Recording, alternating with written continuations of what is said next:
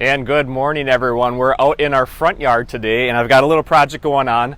So we're going to be planting some morning glories. And before I get to the morning glories, I want to show the uniqueness of this tree. Now, many of you have come in and have seen this, but this is a project that we did, and I was totally against, but Amy had the bright idea. She found this really cool cedar tree out in the swamp.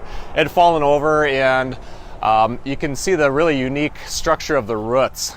And so what we did is we took this tree, drug it out of the swamp, cut it, and then stuck it in the ground upside down because it gives us really cool canopy. And it's a great area where we can put flowers up on top and let them trail down. We've done that with some of the flowers, but today we're going to be actually putting in morning glories.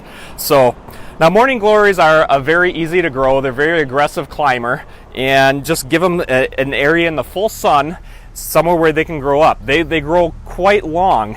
We've planted these in the past, and they've gone up to our second story. And I mean, there's, you know, they had a basically like an intertwined cable on them like that. So you do have to give them something sturdy to climb on. So that's why we're going to use this tree.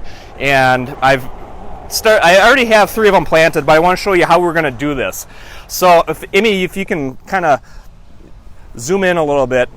I've got Heavenly Blue, I've got Grandpa Ott, and we're just going to kind of mix the colors up. I just have 4 plants here, and that'll be plenty to climb up this tree and probably totally cover this by the time we get into summer.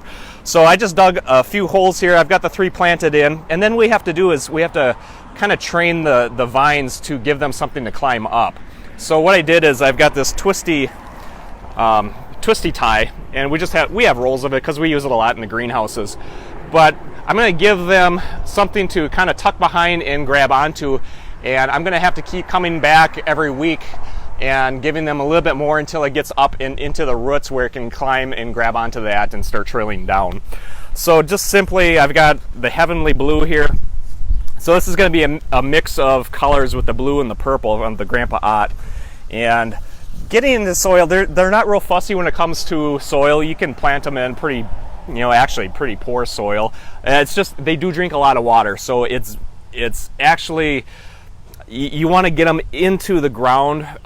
We've had them in pots, but they drink so much water as that vine gets longer and longer, and 30, 40, 50 feet of vine. So they do drink a lot of water. So it's best to get them in the ground. So we have these in the greenhouses, and there are some left. But just getting it into the ground, there's some topsoil, but down below there's a lot of stone, but it's fine. They don't really fuss over the quality of the soil. It's just as long as they can get the water. So I've got this last one in, and I'm just tucking up the vines here and getting it started. And I'm leaving these pretty loose. We don't want to tie it too tight because it's going to grow and really fill in. But as I take the vine and tuck it behind there and just give it a little area to trail, some of them aren't long enough yet, so I'm going to have to come back through.